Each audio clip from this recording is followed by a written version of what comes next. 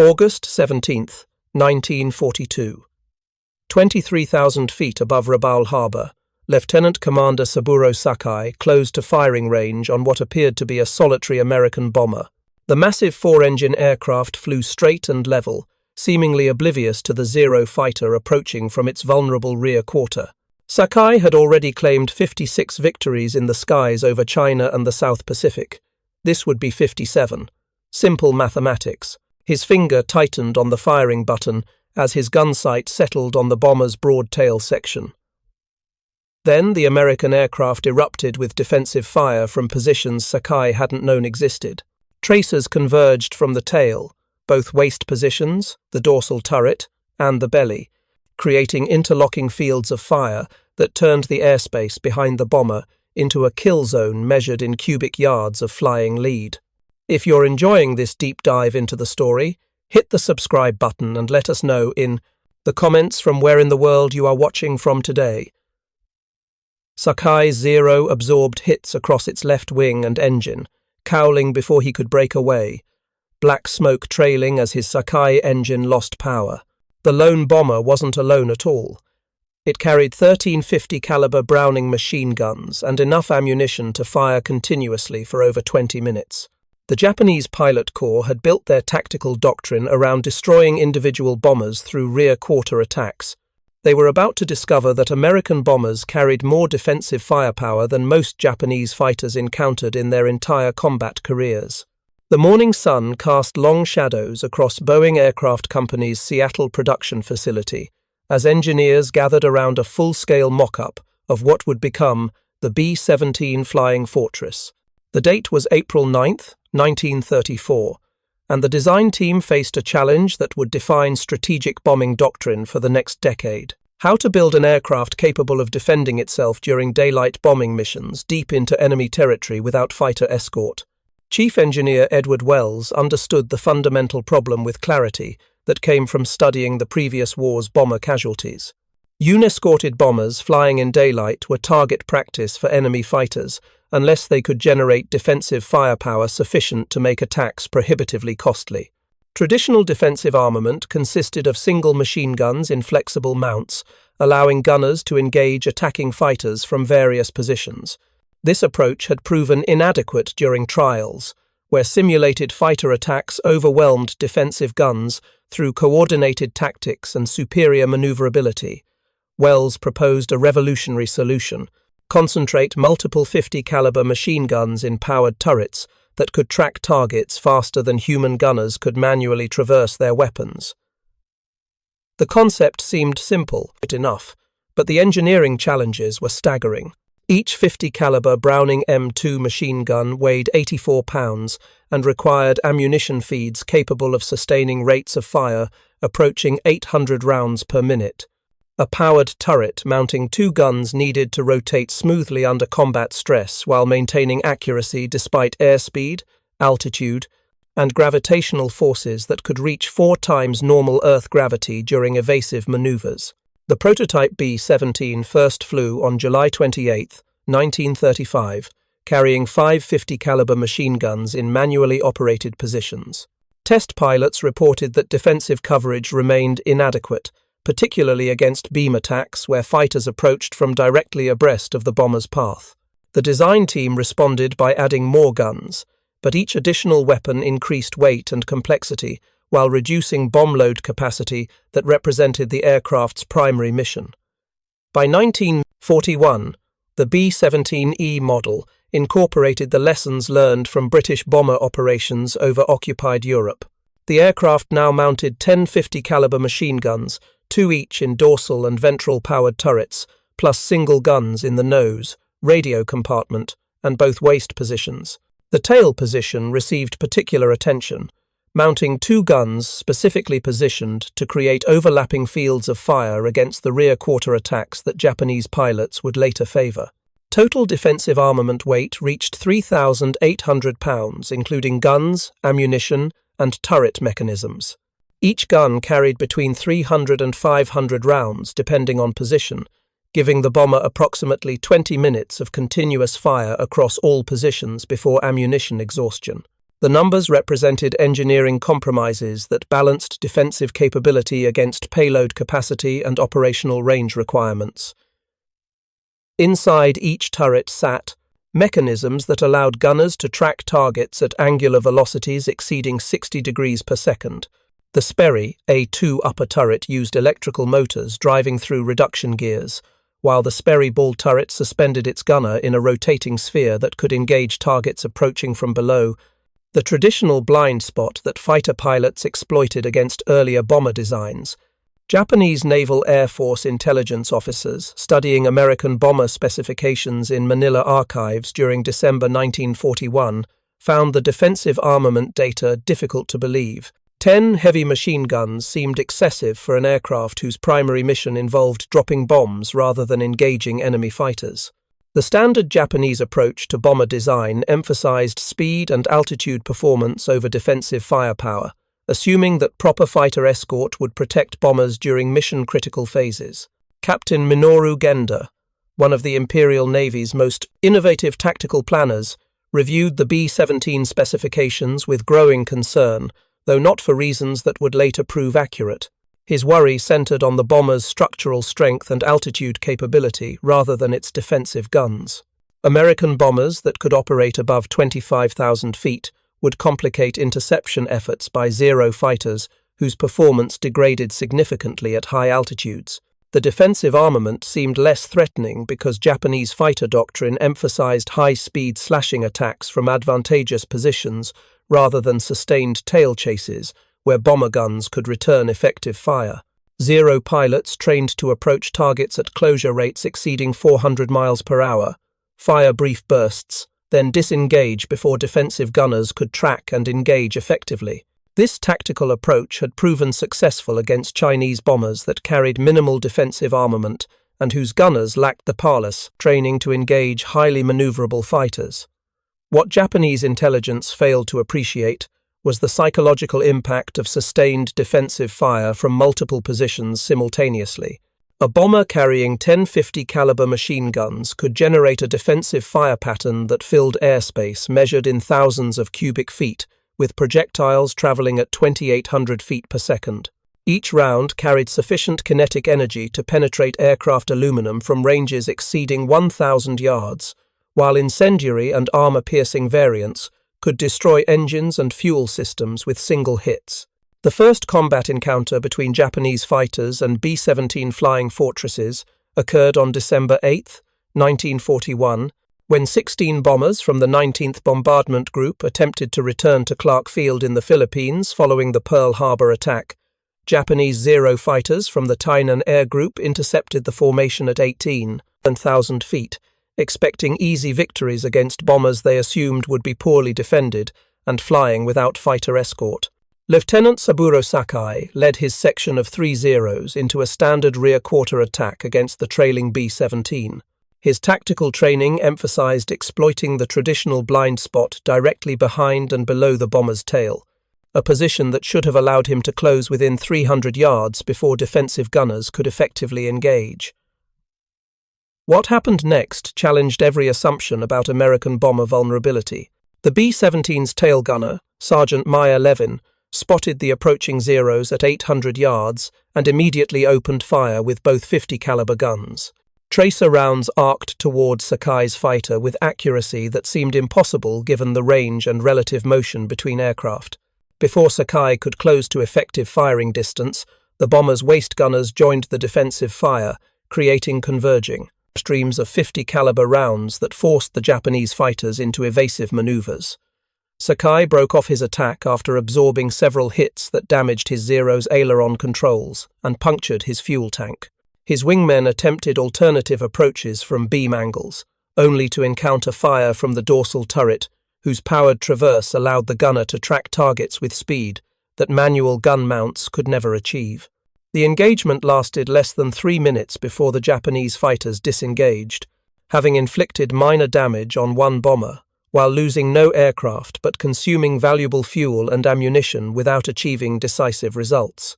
Post-mission debriefing at Tainan Air Group headquarters revealed Sakai's frustration with American defensive tactics. The bombers flew in tight formation that created interlocking fields of fire, making individual attacks from any angle suicidal against concentrated defensive firepower.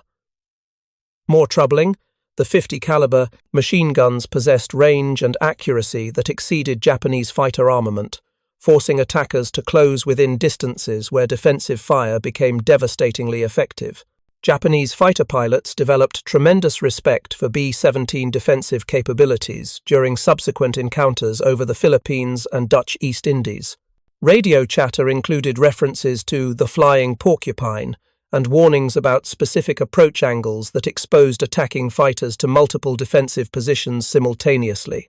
The psychological impact extended beyond tactical considerations, with experienced pilots reporting that sustained defensive fire created stress levels comparable to anti-aircraft artillery barrages. The ammunition capacity represented another American advantage that Japanese intelligence had underestimated. Each B-17 carried between 4,000 and 6,000 rounds of 50 caliber ammunition, distributed across all gun positions. At standard firing rates, this provided approximately 20 to 25 minutes of continuous fire, though experienced gunners fired in controlled bursts to conserve ammunition while maintaining defensive coverage. Japanese Zero fighters carried 60 rounds per 20mm cannon and 600 rounds for each 7.7mm machine gun. A typical combat engagement consumed most available ammunition within 3 to 5 attack passes, forcing fighters to break off attacks regardless of damage inflicted on bomber formations. The disparity meant that B-17 gunners could engage attacking fighters multiple times during extended combat, while Japanese pilots needed to make their limited ammunition count during brief firing opportunities. Technical Sergeant William Lawley discovered the full extent of B-17 defensive capability during a mission over Rabaul on November 2, 1942. His bomber, named Typhoon McGoon, encountered 23 Zero fighters attacking in coordinated waves designed to overwhelm defensive guns through sheer numbers.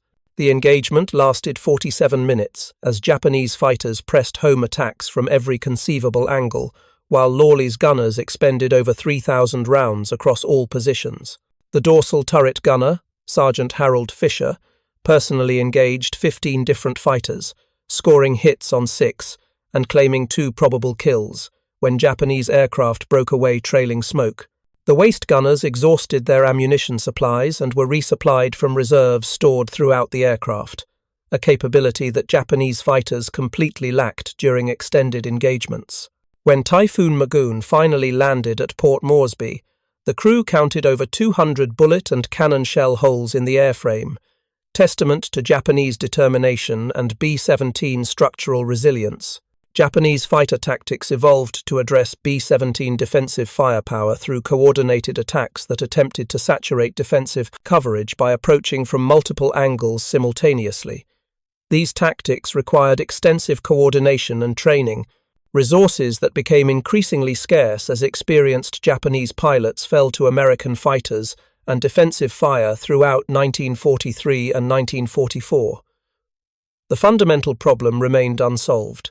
American bombers carried sufficient defensive armament and ammunition to engage multiple attackers over extended periods, while Japanese fighters possessed limited ammunition that made sustained attacks impractical. The tactical equation favored defenders who could maintain continuous fire, while attackers needed to conserve limited resources across multiple engagement opportunities. By mid-1943, Japanese fighter pilots approaching B-17 formations understood they faced defensive firepower equivalent to medium anti-aircraft artillery, delivered with accuracy that benefited from human gunners capable of predicting target movement and adjusting aim in real time. The psychological burden of attacking into concentrated 50 caliber fire proved as significant as the physical danger, with many pilots reporting that defensive tracers created visual intimidation that affected tactical decision-making even before actual damage occurred. The skies above WWII, New Guinea, transformed into killing grounds on August 17, 1943, when 60 B-17 flying fortresses approached at 22,000 feet, their polished aluminum fuselages reflecting tropical sunlight in brilliant flashes visible from 50 miles away. Japanese fighter controllers at WWII Airfield scrambled every available Zero and Oscar fighter, 73 aircraft total, representing the largest concentration of Japanese air power remaining in the Southwest Pacific Theater. Major Yoshio Oishi led the intercept force with tactical confidence born from months of successful operations against Allied aircraft. His pilots had destroyed over 200 enemy planes during the Solomons campaign, developing attack techniques that exploited bomber defensive weaknesses through coordinated approaches and disciplined fire control. The American formation appeared vulnerable, flying in standard combat box configuration that Oishi's intelligence officers had analyzed extensively during previous encounters. What intelligence assessments hadn't captured was the evolution of American defensive tactics and the cumulative effect of improved gunnery training that had transformed B-17 gunners from adequately trained to genuinely proficient. The 5th Air Force had established dedicated gunnery schools throughout Australia and New Guinea, where instructors used captured Japanese fighters to teach proper lead angles and deflection shooting against highly maneuverable targets. Oishi's first attack wave approached from 12 o'clock high, diving through the formation at 450 miles per hour, while firing 20mm cannon and 7.7mm machine guns in concentrated bursts. The tactic had proven effective against previous bomber formations, creating chaos that allowed follow-up waves to exploit gaps in defensive coverage. This time, American gunners tracked the diving fighters with precision that reflected hundreds of hours of training against simulated attacks. The lead B-17's top turret gunner, Staff Sergeant Raymond Davis, engaged the first Zero at 1,400 yards, walking his tracers into the target through controlled bursts that conserved ammunition while maintaining continuous fire. His rounds struck the Zero's engine cowling at 1,200 yards, penetrating the thin aluminum and destroying critical engine components that immediately produced black smoke and glycol coolant spray. The Japanese fighter rolled away trailing fire, its pilot struggling with controls that no longer responded properly. Across the formation, similar engagements played out as American gunners demonstrated the value of their intensive training. Waist gunners engaged fighters attacking from beam positions, their interlocking fields of fire creating barriers that forced Japanese pilots into evasive maneuvers that degraded their own gunnery accuracy. Ball turret gunners tracked fighters attempting to attack from below, a position that previous Japanese successes had suggested was relatively safe from defensive fire.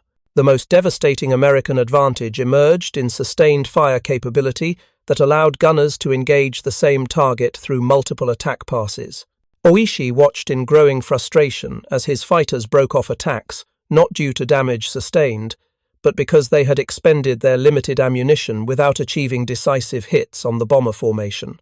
His Zeros carried 60 rounds per cannon, sufficient for approximately 6 seconds of continuous fire, while the Americans seemed capable of firing indefinitely. Lieutenant Hiroyoshi Nishizawa, one of Japan's leading aces with 78 confirmed victories, attempted a textbook tail attack against a trailing B-17. He closed to 400 yards through intense defensive fire, his fighter absorbing multiple .50 caliber hits that punctured his fuel tank and damaged his rudder controls. Nishizawa's cannon bursts struck the bomber's horizontal stabilizer and right engine, inflicting damage that would normally force an aircraft from formation. The B-17 maintained position, its remaining 3 engines providing sufficient power to keep pace with the formation, while its defensive guns continued engaging follow-up attacks. Nishizawa broke away after expending all cannon ammunition and most machine gun rounds, having failed to achieve a kill despite executing his attack perfectly according to Japanese doctrine.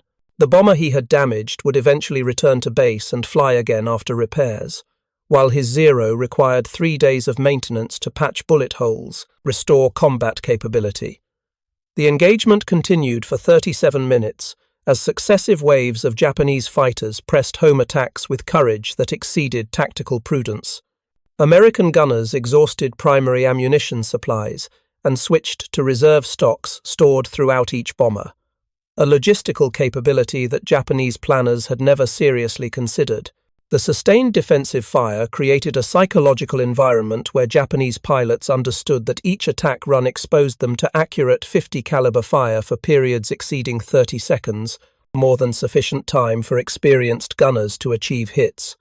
By the time the American formation cleared WWII's defensive zone, Japanese fighters had shot down 3 B-17 seconds while losing 17 Zeros and 6 Oscars destroyed, with another 22 aircraft damaged sufficiently to require major repairs.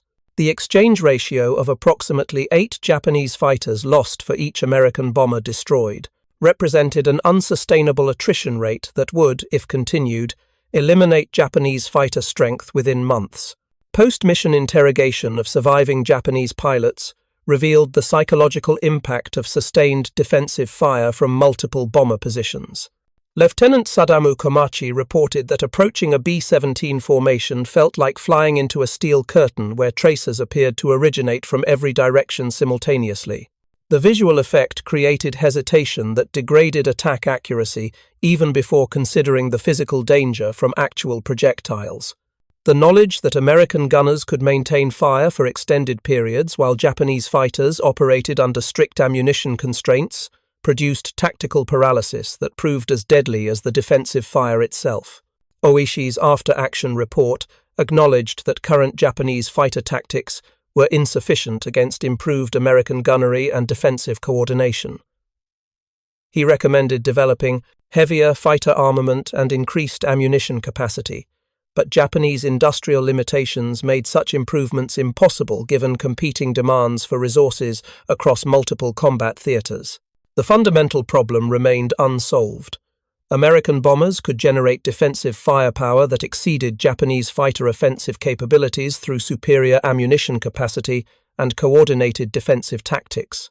The strategic implications rippled through Japanese command structures, as intelligence officers calculated that continued bomber operations at current loss rates would achieve air superiority through attrition, regardless of Japanese tactical skill or pilot courage. American industrial capacity could replace bomber losses faster than Japanese factories could produce replacement fighters, creating a mathematical inevitability that no amount of tactical brilliance could overcome. If you find this story engaging, please take a moment to subscribe and enable notifications. It helps us continue producing in-depth content like this. The fundamental shift in Japanese fighter tactics began appearing in November 1943, when 5th Air Force intelligence officers noticed decreasing aggression in Japanese attacks against B-17 formations.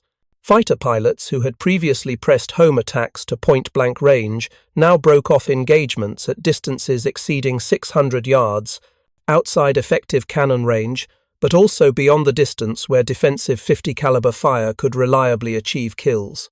Captain Robert Morgan, piloting the B-17 Memphis Belle during missions over Rabaul, observed this tactical evolution firsthand through multiple encounters with Japanese fighters that appeared increasingly reluctant to close within the killing zone created by concentrated defensive fire. Japanese pilots would make high-speed passes from advantageous positions, fire brief bursts, then disengage immediately, regardless of whether they had achieved hits on their targets. The new tactics preserved Japanese pilot lives and aircraft, but sacrificed offensive effectiveness that could only be achieved through sustained attacks at close range. American bomber formations learned to exploit this reluctance by maintaining tight defensive boxes that maximized interlocking fields of fire, while accepting that some attacking fighters would escape undamaged after making cautious firing passes. Japanese ammunition limitations became critical factors during extended engagements where multiple attack opportunities existed, but fighters lacked sufficient rounds to exploit them effectively. Lieutenant Tetsuzo Iwamoto, commanding a fighter section during an interception over Bougainville, watched helplessly as his Zeros made 3 separate attack passes against a bomber formation, scoring hits that would normally prove fatal, yet failing to shoot down a single B-17 because limited ammunition prevented follow-up attacks that could have finished damaged aircraft. Each Zero carried approximately 11 seconds of 20mm cannon fire distributed across attack opportunities that might extend over 20 or 30 minutes of combat. American gunners could maintain defensive fire throughout this entire period, engaging each attacking fighter multiple times as they repositioned for subsequent passes. The tactical mathematics created situations where Japanese fighters depleted their offensive capability while American defensive fire remained constant, eventually forcing Japanese withdrawals, regardless of damage inflicted on bomber formations. Technical innovations in American defensive systems compounded Japanese tactical difficulties throughout 1944. The B-17G model introduced a chin turret mounting 2 additional 50 caliber guns specifically positioned to counter head-on attacks, the one approach angle where previous models had shown vulnerability. This modification brought total defensive armament to 13 guns, creating truly spherical defensive coverage that eliminated the concept of safe attack positions. Staff Sergeant Benjamin Warner operated the chin turret during a mission over Truk on February 17, 1944, when Japanese fighters attempted coordinated head-on attacks designed to exploit what they believed remained a defensive weakness. Warner's twin 50 calibers engaged the lead Zero at 1,100 yards, his tracers converging on the fighter's engine, cowling with accuracy that benefited from the turret's powered traverse and stable gun platform. The Japanese fighter disintegrated under sustained fire, its destruction visible to the entire bomber formation as encouragement that defensive tactics were working as designed. The psychological impact on attacking Japanese pilots proved devastating when they discovered that approaches previously considered relatively safe now exposed them to accurate defensive fire from yet another gun position. Fighter commanders found themselves with no attack angle that didn't require penetrating concentrated 50 caliber fire, forcing tactical decisions between accepting prohibitive casualties or abandoning attempts to effectively engage American bomber formations. Japanese industrial efforts to develop counters to American defensive firepower produced limited results constrained by material shortages and competing priorities. The Nakajima Ki-84 Frank fighter incorporated heavier armament, including 2 20mm cannons and 2 12.7mm machine guns, plus increased ammunition capacity that extended firing time to approximately 18 seconds per cannon. These improvements helped but failed to address the fundamental disparity in sustained fire capability between attackers and defenders. More significantly, Ki-84 production numbers remained insufficient to replace combat losses while maintaining force strength. Japanese factories produced approximately 3,400 Ki-84 fighters between 1944 and war's end, while American industry manufactured over 12,700 B-17 seconds during equivalent periods.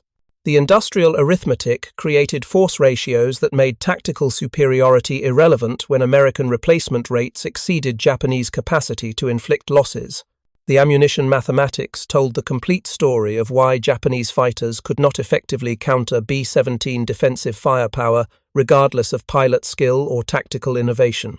A single B-17G model carried approximately 6,900 rounds of 50 caliber ammunition distributed across 13 gun positions.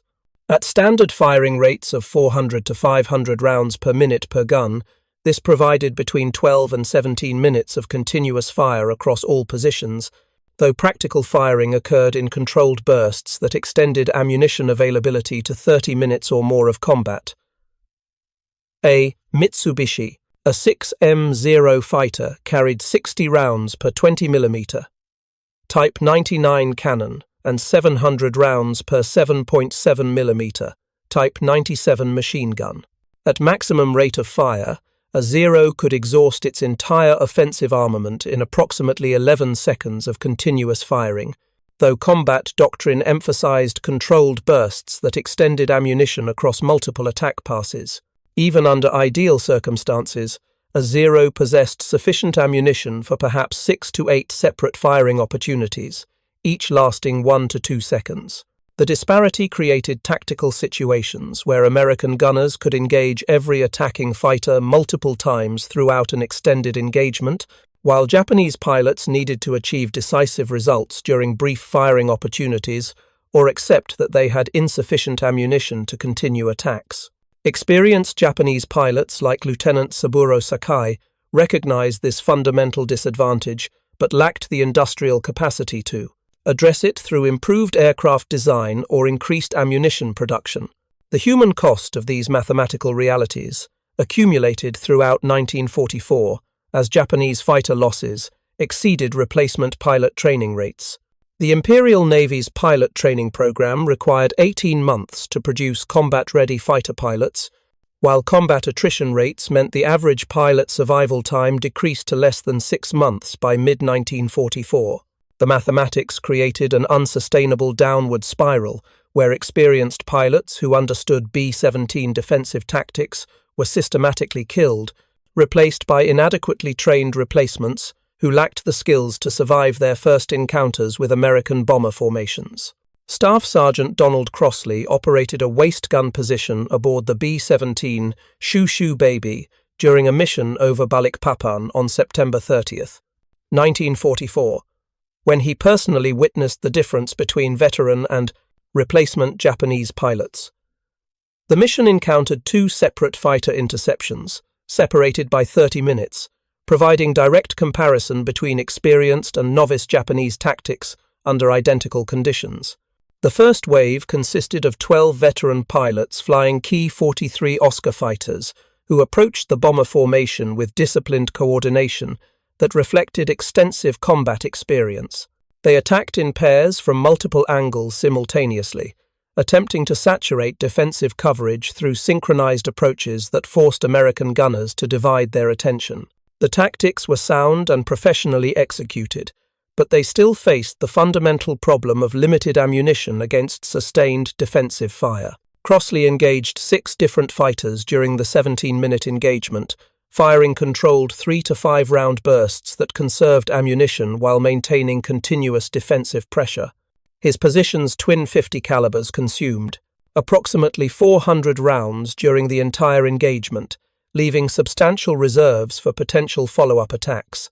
The Japanese fighters broke off after their ammunition exhausted, having damaged 2 B-17 seconds, but failing to shoot down any bombers from the 24 aircraft formation. The second wave consisted of 15 replacement pilots, whose inexperience became immediately apparent through poor formation, discipline, and uncoordinated attacks. Individual fighters made solo passes from angles that exposed them to concentrated defensive fire from multiple gun positions simultaneously. Crossley's section alone shot down 3 Japanese fighters during this engagement, which lasted only 9 minutes before the survivors fled with several aircraft trailing smoke and evident damage. The contrast illustrated how Japanese pilot quality degradation, combined with inherent ammunition limitations, to create a tactical environment where even numerically superior fighter forces could not effectively engage well-defended bomber formations. American gunners benefited from extensive training, superior equipment, and sufficient ammunition to exploit every defensive opportunity, while Japanese pilots operated under constraints that made success increasingly unlikely, regardless of personal courage or tactical creativity. Japanese command structures recognized these trends through intelligence assessments that painted an increasingly desperate picture of fighter effectiveness against American bomber operations. Vice Admiral Takejiro Onishi, one of the Imperial Navy's most capable air power advocates, submitted a classified report in October 1944, acknowledging that conventional fighter tactics could no longer achieve acceptable exchange ratios against B-17 formations, equipped with improved defensive systems, and crewed by experienced gunners. Onishi's analysis concluded that only radical tactical innovations could address the defensive firepower advantage that American bombers possessed through superior ammunition capacity and coordinated defensive tactics. His recommendation led directly to the development of special attack tactics that would become infamous during the Philippines campaign, though such desperate measures reflected Japanese recognition that conventional air combat had become unsustainable against American industrial and technological advantages. The final major engagement between Japanese fighters and B-17 formations occurred on December 7, 1944 over Clark Field in the Philippines, when 63 bombers attacked Japanese installations, defended by the largest remaining concentration of fighter aircraft in the theater. Japanese commanders committed 117 fighters, representing every available aircraft from multiple air groups.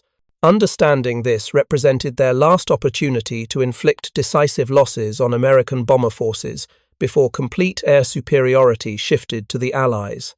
Major Yoshio Oishi, now commanding the remaining elements of the 248th Air Group, led his section of 80 fighters into what he understood would likely be his final mission. His pilots averaged less than 4 months combat experience, compared to over 2 years for the veteran pilots he had commanded at WWII 18 months earlier. The replacement pilots lacked the tactical sophistication necessary to exploit brief opportunities against heavily defended bomber formations, but they possessed the courage and determination that had always characterized Japanese military aviation. The engagement began at 23,000 feet, when the first Japanese fighters dove on the bomber formation from superior altitude. American gunners tracked the approaching fighters with practiced efficiency, their defensive fire creating visible tracer patterns that converged on individual targets with accuracy that reflected hundreds of hours of combat experience. The lead Zero absorbed hits from 3 different gun positions simultaneously, its lightweight structure disintegrating under the concentrated 50 caliber fire that no amount of pilot skill could evade. Oishi watched his entire section engage and disengage within 4 minutes, having expended their limited ammunition without shooting down a single B-17. 2 of his pilots failed to return to base, last seen descending through clouds trailing smoke and debris. The other 6 landed with combat damage, ranging from minor bullet holes to significant structural failures that would require days or weeks to repair, assuming spare parts remained available from supply systems that had largely collapsed under American submarine interdiction of shipping routes. Across the entire formation, Japanese fighters achieved 7 confirmed kills against the 63 bomber force, while losing 41 aircraft, destroyed with another 32 damaged beyond immediate repair capability. The exchange ratio of approximately 6 Japanese fighters lost per American bomber destroyed represented the culmination of trends that had begun over Rabaul 18 months earlier, when Japanese pilots first discovered that American defensive firepower exceeded their capacity to effectively attack bomber formations. The statistical summary from the Clark Field engagement revealed the complete story of Japanese fighter effectiveness decline against B-17 formations throughout the Pacific Campaign. Early 1943 engagements had achieved exchange ratios, approaching 2 Japanese fighters lost per bomber, destroyed, reflecting inexperienced American gunners and less developed defensive tactics. By late 1944, this ratio had degraded to 6 or 7 fighters lost per bomber, a rate that made continued operations mathematically impossible given Japanese industrial limitations. American bomber crews recognized their growing tactical advantage through decreasing aggressiveness in Japanese fighter attacks. Pilots who had faced determined attacks pressed home to point-blank range during early Pacific operations now encountered half-hearted passes from extreme distances, where Japanese fighters could disengage quickly if defensive. Fire became too intense. The psychological transformation reflected Japanese pilot, understanding that attacking B-17 formations had become a form of aerial suicide, where survival required avoiding extended engagements that inevitably favored defenders, with superior ammunition capacity. Technical Sergeant Maya Levin, the tail gunner whose defensive fire had damaged Saburo Sakai's Zero during the first combat encounter in December 1941, flew his final combat mission on February 19, 1945 over Tokyo. The mission marked a symbolic conclusion to the strategic bombing campaign that had systematically destroyed Japanese industrial capacity and military infrastructure throughout the previous year. Levin's bomber encountered minimal fighter opposition, with Japanese defenders conserving their remaining aircraft for homeland defense against the anticipated invasion. The lack of opposition reflected Japanese acceptance that conventional fighter tactics could not prevent American bomber operations when defended by formations carrying thousands of rounds of 50 caliber ammunition and crewed by gunners, whose experience exceeded that of most attacking fighter pilots. Japanese command structures had redirected their limited fighter forces towards special attack missions that sacrificed aircraft and pilots for guaranteed hits against high-value naval targets, abandoning attempts to achieve air superiority through conventional combat that mathematics proved was unwinnable. The silence spoke louder than any engagement statistics. American bomber formations crossed Japanese airspace with impunity, their defensive guns mostly silent because potential attackers understood that engaging meant certain death against firepower they could not match with limited ammunition and inadequate industrial support. The transformation from determined resistance to resigned acceptance took less than 3 years, driven by ammunition mathematics that made Japanese fighter attacks increasingly futile, regardless of tactical skill or strategic desperation. The ammunition differential had created a form of aerial siege warfare, where defenders possessed unlimited fire support, while attackers operated under strict resource constraints that made sustained operations impossible. Japanese pilots who survived to war's end universally acknowledged that attacking American bomber formations equipped with multiple 50-caliber defensive positions represented the most dangerous mission profile they encountered, more threatening than carrier operations or ground attack missions that exposed them to anti-aircraft fire. Post-war interviews with surviving Japanese fighter pilots revealed the psychological burden of attacking into defensive fire they knew they could not suppress through their own offensive capabilities. Lieutenant Saburo Sakai, who had opened the Pacific Air War with over 50 victories and survived to witness its conclusion, described the evolution of Japanese fighter tactics from confident aggression to desperate survival as directly attributable to American defensive firepower advantages that Japanese industrial capacity could never match.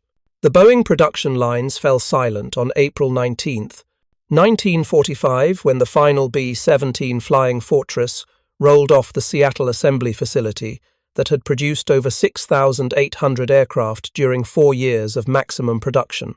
The final aircraft bore serial number 44283884 and would never see combat, arriving at operational units after hostilities concluded in both European and Pacific theaters. Its existence represented industrial capability that Japanese planners had fundamentally misunderstood throughout the conflict. American factories had produced 12,731 B-17 bombers across all variants during the war years, each aircraft equipped with defensive armament that exceeded the offensive capabilities of fighters designed to destroy them. The production statistics told a story of industrial capacity that transformed tactical advantages into strategic dominance through sheer manufacturing scale that Japan could never hope to match, given resource limitations and competing military priorities. Each B-17 represented approximately 150,000 individual components assembled by workers whose productivity increased throughout the war as manufacturing processes improved and workforce experience accumulated. Peak production reached 16 aircraft per day during March 1944, a rate that allowed American forces to replace combat losses while simultaneously expanding bomber force strength to levels that overwhelmed Japanese defensive capabilities. Through numerical superiority alone, Japanese industrial capacity peaked at approximately 7,000 fighter aircraft produced during 1944, distributed across multiple types and theaters while facing critical shortages of aluminum, aviation fuel, and trained pilots necessary to operate them effectively. American B-17 production during the same period totaled over 3,000 aircraft, each carrying defensive firepower that required multiple fighter attacks to overcome if properly crewed and maintained in formation. The final combat statistics demonstrated how defensive firepower, combined with industrial capacity to achieve air superiority through attrition warfare, that favored the side with greater resources and manufacturing capability. B-17 units operating in the Pacific Theater flew over 21,000 combat sorties between December 1941 and August 1945, dropping over 64,000 tons of bombs while losing approximately 350 aircraft to all causes, including fighter attacks, anti-aircraft fire, mechanical failures, and operational accidents. Japanese fighter forces destroyed approximately 190 B-17 seconds through direct combat action across all Pacific theaters, an exchange that required the loss of over 850 Japanese fighters based on calculated attrition rates from major engagements.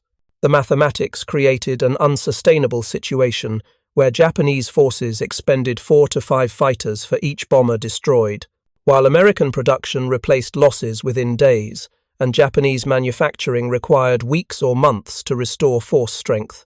More significantly, the B-17's defensive firepower had forced fundamental changes in Japanese fighter tactics that degraded offensive effectiveness across all mission profiles. Pilots who learned caution when attacking heavily, defended bomber formations carried that psychological burden into other combat situations, creating hesitation that American fighter pilots exploited ruthlessly during air-to-air engagements. The defensive guns had achieved strategic impact beyond their direct tactical effectiveness by transforming confident Japanese fighter pilots into cautious survivors who understood that aggressive attacks carried prohibitive costs. The human dimension of these statistics involved approximately 22,000 American aircrew who flew combat missions aboard B-17 flying fortresses in the Pacific theater. Each crew consisted of 10 men whose survival depended on coordinated defensive fire that exploited the bombers' ammunition advantages and tactical positioning. Approximately 3,500 aircrew were killed in action or listed as missing, a casualty rate of roughly 16% that reflected the genuine dangers of strategic bombing operations despite defensive firepower advantages. Technical Sergeant Donald Crossley survived 53 combat missions as a waist gunner, personally claiming 11 confirmed fighter kills and 7 probables through defensive fire that epitomized the advantages of sustained ammunition capacity and coordinated tactics. His after-action reports consistently emphasized that Japanese fighters broke off attacks not due to damage sustained, but because they had expended their limited ammunition without achieving decisive hits on bomber formations that continued firing throughout extended engagements. The B-17's legacy in Pacific air combat extended beyond statistical achievements to demonstrate fundamental principles about defensive firepower effectiveness in aerial warfare. The concept of heavily armed bombers capable of defending themselves during daylight operations proved viable when ammunition capacity allowed sustained defensive fire that attacking fighters could not match with their limited offensive resources. This validation influenced post-war bomber design philosophy for decades, though jet aircraft speeds and missile armament would eventually render the manned defensive gun turret obsolete. Japanese military analysis conducted during occupation acknowledged that American bomber defensive tactics had achieved results that exceeded pre-war assessments by substantial margins. The combination of powered turrets, high ammunition capacity, and intensive gunnery training created defensive systems that Japanese fighters could not effectively counter using conventional attack tactics and existing armament. The honest assessment represented recognition that material advantages could overcome tactical skill when resource disparities reached sufficient magnitude. The final irony emerged through post-war studies, revealing that Japanese fighter ammunition limitations had been recognized by their own technical services as early as 1942, but industrial capacity constraints prevented implementation of solutions that required increased aluminum production and a manufacturing facility expansion. Engineers understood the problem, but lacked the resources to address it while simultaneously maintaining aircraft production rates and supporting operations across multiple theaters. The ammunition disparity remained unsolved throughout the war, contributing directly to Japanese fighter ineffectiveness against American bomber operations. Standing beside a restored B-17G at the National Museum of the Pacific War in Fredericksburg, Texas, former Technical Sergeant Meyer Levin reflected on the aircraft that had carried him through 38 combat missions without serious injury. The restored bomber's tail position, his combat station for over 200 hours of flight time, mounted the same twin 50 caliber machine guns he had fired against attacking Japanese fighters throughout 1943 and 1944. The museum's interpretive displays emphasized the B-17's defensive firepower as a key factor in achieving air superiority over the Pacific theater. Though Levin understood the complete story, involved industrial capacity and trained personnel as much as technical specifications. The 1350 caliber machine guns represented American manufacturing capability to produce complex weapons systems in quantities that overwhelmed enemies who lacked equivalent industrial resources. Each gun required precision machining, heat treatment, and quality control that Japanese factories struggled to match, even for their more limited production requirements. The ammunition statistics told the deeper story that technical specifications alone could not convey. American industry produced over 41 billion rounds of 50 caliber ammunition during the war years, enough to supply not only bomber defensive positions, but also fighter aircraft, ground vehicles, and naval vessels across all combat theaters simultaneously. Japanese industry produced approximately 400 million rounds of 20mm cannon ammunition during equivalent periods, distributed across fighter aircraft, anti-aircraft positions, and naval applications that competed for limited production capacity. The 10-to-1 ammunition production advantage combined with individual aircraft capacity differences to create situations where American defensive fire could be maintained indefinitely from Japanese tactical perspectives, while attacking fighters operated under strict resource constraints that forced premature disengagement, regardless of tactical opportunities. The mathematical reality made sustained attacks against B-17 formations effectively impossible, once defensive gunners achieved reasonable accuracy rates through training and combat experience. Levin's personal statistics reflected these broader patterns through detailed records maintained by his squadron's intelligence officers. He had fired approximately 8,300 rounds during 38 combat missions, achieving 11 confirmed kills, and 18 additional hits on enemy aircraft that broke off attacks trailing visible damage. His accuracy rate of approximately 1 hit per 250 rounds fired exceeded squadron averages, reflecting natural aptitude enhanced by intensive training and combat experience accumulated over 14 months of continuous operations. The Japanese pilots he had engaged faced fundamentally different resource constraints that shaped every tactical decision.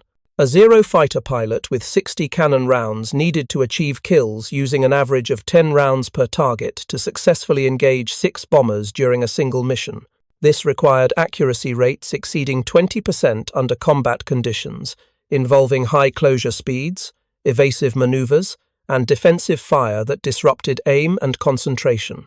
Few pilots could maintain such performance consistently, while Levin's defensive fire only needed occasional hits to force attacking fighters into evasive maneuvers that degraded their offensive accuracy. The final lesson emerged through recognition that technological advantages required industrial capacity to achieve strategic impact.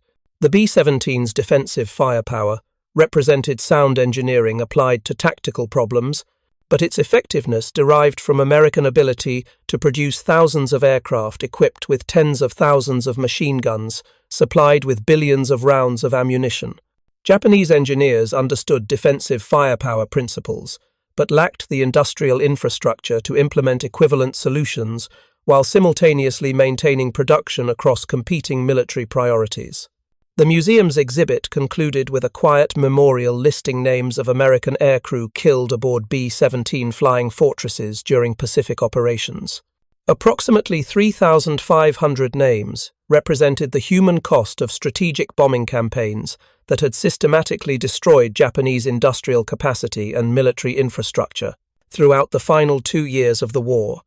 Each name marked an individual tragedy, but collectively they represented a casualty rate substantially lower than theoretical predictions based on early war combat experiences, when defensive tactics remained undeveloped and gunnery training emphasized basic proficiency rather than advanced techniques.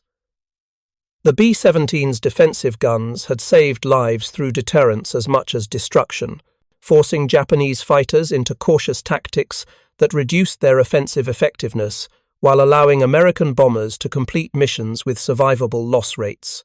The psychological impact proved as significant as physical damage, creating an environment where Japanese pilots understood that aggressive attacks invited accurate defensive fire that their limited ammunition could not suppress through sustained counterfire. Standing in the museum's Pacific Gallery, surrounded by artifacts from both sides of the conflict, Levin recognized that the ammunition differential had represented a microcosm of broader American advantages in industrial capacity, resource availability, and technological innovation. The 50-caliber machine guns symbolized these advantages through their ubiquity, reliability, and effectiveness across every combat environment where they were employed. Japanese forces encountered them aboard bombers, fighters, vehicles, and defensive positions, creating the impression of unlimited American firepower that reality largely confirmed through production statistics that exceeded Japanese capabilities by factors of 10 or more. The final irony rested in Japanese pre-war assessments that had dismissed American industrial capacity as oriented toward consumer goods production rather than military applications. The same manufacturing expertise that produced automobiles, appliances, and commercial aircraft proved readily adaptable to military production that achieved scales Japanese planners had considered impossible. The B-17s, defensive armament, represented this industrial transformation in microcosm, applying mass production techniques to create weapons systems whose effectiveness derived as much from quantity as quality. The restored bomber stood silent in the museum's climate-controlled environment, its defensive guns forever locked in positions that would never track targets again. But the lessons they represented continued to resonate through military aviation doctrine that recognized firepower, ammunition capacity, and industrial support as inseparable elements of combat effectiveness. The Japanese pilots who had attacked B-17 formations learned these lessons through bitter experience that cost thousands of lives and ultimately contributed to their air force's systematic destruction through attrition. Warfare that favored the side with greater resources and manufacturing capability. Thank you for watching. For more detailed historical breakdowns, check out the other videos on your screen now, and don't forget to subscribe.